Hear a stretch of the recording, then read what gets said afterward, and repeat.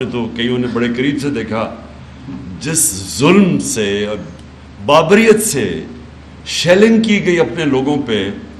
یہ ہم جنرل ڈائر تو جو ایک غلام قوم کے اوپر وہ گولیاں چلا سکتا تھا یا ظلم کر سکتا تھا، لیکن اپنی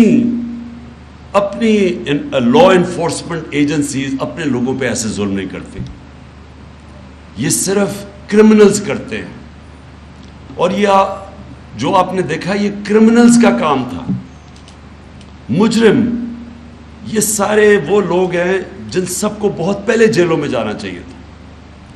یہ رانا ثناء اللہ اور یہ جو شہباز شریف ہیں، جب انہوں نے دن دہاڑے ماڈل ٹاؤن میں 14 لوگوں کو قتل کیا تھا اور 80 لوگوں کو گولیاں لگی تھی، ان کو تب جیلوں میں جانا چاہیے تھا. لیکن مسئلہ ہمارا ملک کا جو سب سے بڑا مسئلہ جو میں نے پولیٹکس شروع کی تھی آج سے 26 سال پہلے، انصاف کی تحریک. انصاف نہیں ہے. یہ انصاف آپ کو جہاد کر کے لینا پڑتا ہے، جدوجہد کر کے لینا پڑتا ہے. اور انصاف کا مطلب کیا ہے؟ انصاف تو کمزور کو چاہیے ہوتا ہے. طاقتور کو انصاف وہ اپنے آپ کو قانون کے اوپر رکھتا ہے. امریکہ جو انٹرنیشنل کرمنل کورٹ ہے اس کے نیچے اپنے آپ کو نہیں لانا چاہتا، لیکن سارے کمزور ملک اپنے آپ کو لانا چاہتے ہیں پروٹیکشن کے لیے. عدالتیں کمزور کو طاقتور سے پروٹیکٹ کرنے کے لیے بنتی ہیں. یہ پلیز آپ نے بڑی امپورٹنٹ چیز سمجھنی ہے. اس لیے ہمارے دین میں اللہ قرآن میں اتنا ایمفسائز کرتا ہے انصاف کے اوپر.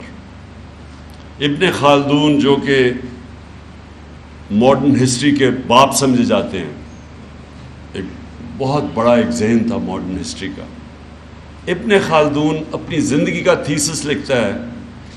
وہ ابن خلدون کہتا ہے کہ جتنی میری سٹڈی ہے قرآن کی اور اسلام کی، تو اللہ نے انصاف کو صرف انسان کو دنیا میں صرف ایک وجہ سے بھیجا کہ میری زمین پہ انصاف قائم کرو.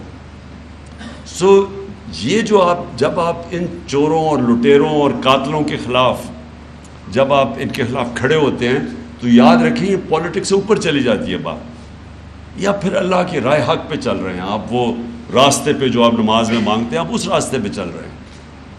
اور یہ اس وقت قوم کے لیے سب سے امپورٹنٹ ٹائم ہے. ہم ان لوگوں کو شکست دے گئے، پاکستان اوپر چلا جائے گا انشاءاللہ. اور اگر ہم کامیاب نہ ہوئے تو یہ جو جنگ لڑنی پڑے گی یہ پھر آپ کے بچوں کو لڑنی پڑے گی، کیونکہ جنگ یہ لڑنی پڑے گی کبھی نہ کبھی ان چوروں کے ساتھ. تو وہ مشکل ہوتی جائے گی ملک کے لیے. اور پھر جو ہمارے نبی صلی اللہ علیہ وسلم کی جو بہت امپورٹنٹ حدیث ہے، اور قرآن میں کئی آیتیں اس کو سپورٹ کرتی ہیں کہ تمہارے سے پہلے بڑی قومیں تباہ ہوئی جو طاقتور کو قانون کے نیچے نہیں لا سکی.